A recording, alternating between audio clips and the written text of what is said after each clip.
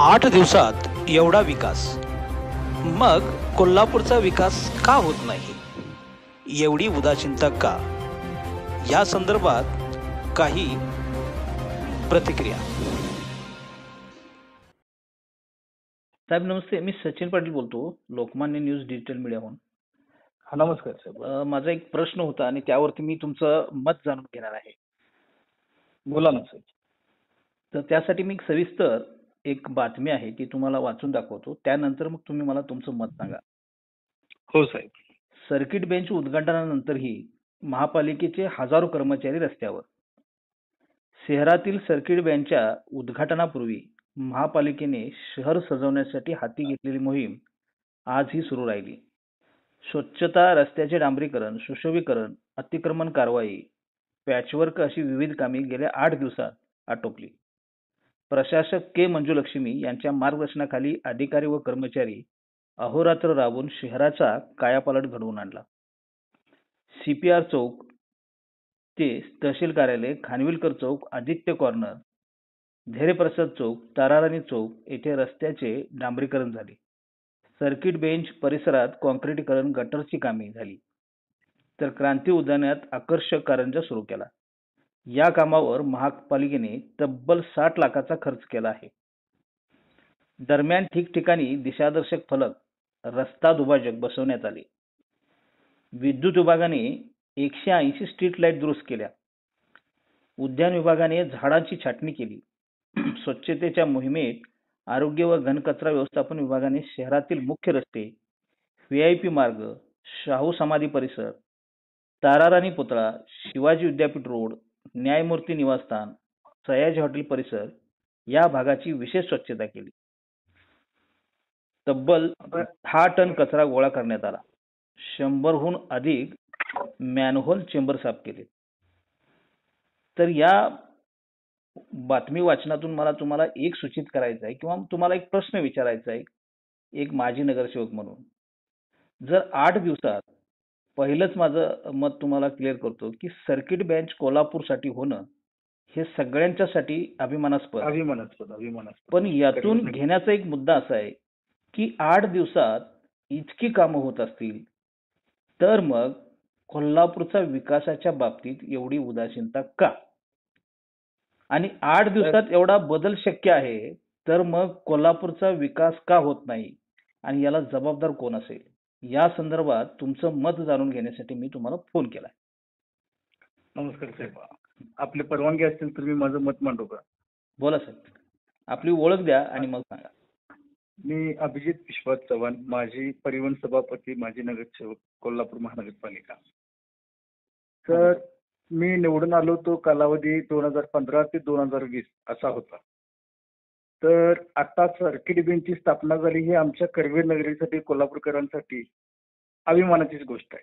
पण यातून काही गोष्टी घेण्यासारख्या आहेत. प्रशासकीय यंत्रणेने 8 दिवसामध्ये आपण जे उल्लेख केला, काही ठिकाणी स्ट्रीट लाईटचा विषय असेल, काही ठिकाणी पॅचवर्कचा विषय असेल, काही ठिकाणी रस्त्यावरती वॉटर लिकेज झाले होते, काही ठिकाणी डांबरीकरणची पॅचवर्क असतील, हा पवडी विभाग असेल, लाईट सेक्शन विभाग असेल, आरोग्य कर्मचारी विभाग असेल, महापालिकेच्या अंतर्गत येणारे हे सर्व विभाग जर 8 दिवसामध्ये शहराचा हा कायापालट करू शकतात, तर मग आम्ही ज्या वेळेला कार्यकालामध्ये काम करत असतो प्रतिनिधी म्हणून, असाच प्रतिसाद जर महापालिकेच्या यंत्रणेकडून मिळाला तर याच्यामध्ये मतभेद, वादविवाद निर्माण होत आहेत. माझ्या कारकिर्दीमध्ये असाच एक प्रसंग घडला. आमच्या भागातील नागरिकांना पाण्याची व्यवस्था नव्हती, पण संपूर्ण शहराला आमच्याच प्रभागातून वॉर्ड क्रमांक 81 नाना पटेल नगर, सुवर्णा पार्क, पुईगडी येथून संपूर्ण शहराला पाणी पुरवठा होतो.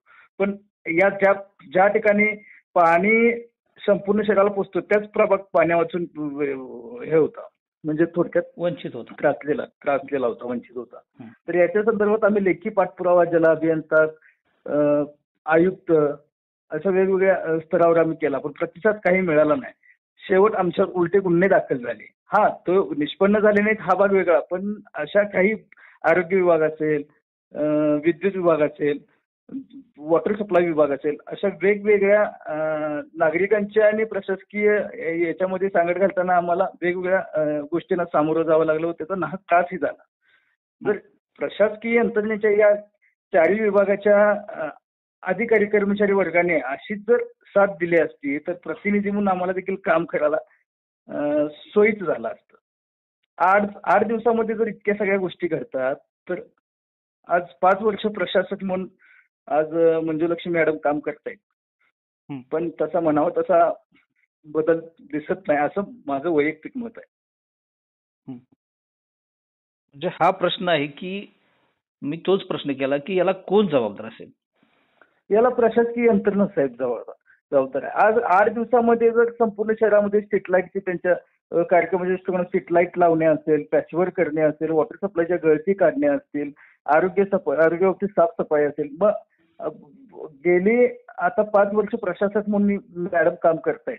ह्या कार्यकालामध्ये आपली उपनगर असतील किंवा शहरातील काही वॉर्ड असतील, इथे कामाचा जर हे बघितला तर आपण लोकांच्या मध्ये नाराजीच आहे. आणि आम्ही ज्यावेळेला आमच्या प्रतिनिधी म्हणून कार्यकाल काम करतो त्यामध्ये प्रशासकीय यंत्रणा व लोकप्रतिनिधी यांच्यामध्ये जो वादाचा प्रसंग होत होता तर याला कारण देखील हाच मुद्दा आहे की नागरिकांना जो नाहक त्रास होत होता हेच मुद्दे घेऊन प्रशासकीय यंत्रणेबरोबर प्रतिनिधी म्हणून आपण ज्यावेळेला कामं करून घेण्याचा प्रयत्न करत असतो यावेळेला प्रशासकीय यंत्रणेकडून होणारी टाळाटाळ याच्यामुळे नागरिकांच्या नाहक त्रासाला लोकप्रतिनिधींना देखील सामोरं जावं लागतं आणि आम्ही त्यातून गेलेलो आहे.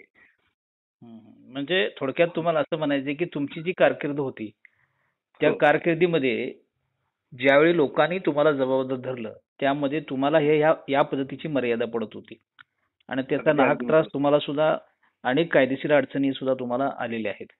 नक्कीच यातून तुम्हाला हा संदेश द्यायचा आहे. म्हणजे याला जबाबदार याला थोडक्यात म्हणजे तुमच्या वक्तव्यातून जबाबदार हे पूर्ण प्रशासन असते पण त्याचा बळी हे लोकप्रतिनिधी म्हणजे तुमच्यासारखे नगरसेवक असतील काय वरचे वरिष्ठ आमदार असतील त्यांना ते पडावं लागते. म्हणजे लोकांचा उत्तर देणं हे तुम्हाला भाग पडते.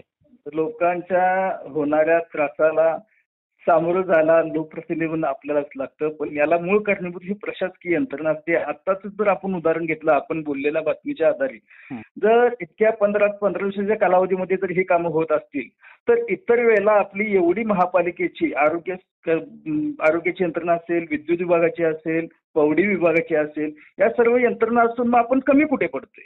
आणि आता तर सध्या प्रशासक असल्यामुळे सर्व अधिकार त्यांच्याकडे आहे.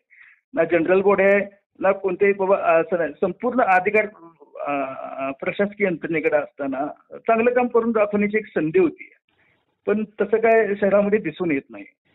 पण हा बातमीचा मुद्दा धरून अनेक लोकांच्याकडून सुद्धा मला मीडियाचा प्रतिनिधी म्हणून संपर्क झाला आणि तुम्ही माझी जरी असाल तरी प्रतिनिधी आहात म्हणून मी तुम्हाला तुमच्या मत जाणून घेण्यासाठी हा मी फोन केला होता. पण भविष्यात याच बातमीचा संदर्भ घेऊन तुम्ही त्या प्रशासनाला जाब विचाराल का तुमच्या प्रभागासाठी? नक्कीच. आता एकंदरीत उदाहरण द्यायचं झालं तर साहेब महापालिकेचा जो आकृतीबंध असतो त्या आकृतीबंधच्या अनुसार उपनगरामध्ये असणारी लोकसंख्या किंवा प्रभागाचं असणारं क्षेत्र याच्यानुसार आरोग्य कर्मचाऱ्यांची संख्या असणं गरजेचं आहे आमच्या माहितीप्रमाणे. पण तसं आपल्याला दिसून येत नाही. उपनगरामध्ये 8-10 कर्मचारी आणि वॉर्डचं क्षेत्र जर बघितलं आपण 5-6 किलोमीटर परिसरात त्याचं क्षेत्र आहे. लोकसंख्या जर पाहिली तर लोकसंख्या आहे 10 ते 15 हजारच्या. नाही ते समस्या आजपर्यंत बरेच वेळा हे प्रशासन आपल्याला सांगतं की कामगार कमी आहेत वगैरे वगैरे. पण मूळ मुद्दा आहे की याच कामगारांनी हे करून दाखवलं ना. याच कामगारांनी हे करून दाखवलं म्हणजे हे शक्य आहे. होऊ शकतं. जर कुठला पाडची उदासीनता आहे त्यामध्ये लोकप्रतिनिधी जबाबदार असतील हे काम करत असताना प्रशासनाला वेटीस धरणं किंवा प्रशासनाकडून काम करून घेणं हे लोक म्हणजे जे आता सध्या पोस्टवर जे लोकप्रतिनिधी आहेत त्यांचा पण हात असू शकतो ना याच्यामध्ये की बाबा त्यांनी सुद्धा ते प्रशासनाला करणं भाग पडलं असेल. माझा आमचा म्हणण्याचा उद्देश एवढाच आहे साहेब. तर आपण हा तो मुद्दा जो मांडलेला आहे त्याला अनुसरून जर 15 दिवसामध्ये आहे हीच यंत्रणा नवीन कोणती यंत्रणा आहे हीच यंत्रणा घेऊन जर हे सगळं होणं शक्य होत असेल तर लोकप्रतिनिधींचा असणारा जो नगरसेवकांचा कालावधी आणि आत्ताचा असणारा प्रशासकीय कालावधी हा ठीक आहे. त्यावेळेला तुम्हाला काही मर्यादा असतील पण आता तर तुम्हाला 5 वर्ष काहीच मर्यादा नव्हत्या. तुम्हाला काम करून दाखवण्याची एक संधी चांगली होती. पण ते आता दिसलं ह्या 15 दिवसामध्ये सर्किट बेंचच्या ओपनिंगच्या कार्यक्रमाच्या उद्घाटन या कार्यक्रमाच्या माध्यमातून दिसून आलं. याला जबाबदार माझं तर वैयक्तिक मत आहे की हे प्रशासकीय यंत्रणाच आहे. आहे या सगळ्या कर्मचारी संख्येमध्ये, आहे या यंत्रणेमध्ये आपण जर मनावर घेतलं तर हे सगळं व्यवस्थित शहर आपण सर्व सोयीनियुक्त व्यवस्थित आपण ठेवू शकतो. धन्यवाद. तुमचा मौल्यवान वेळ मला दिला त्याबद्दल मी तुमचा मनापासून आभार आहे. हो, थँक्यू. धन्यवाद.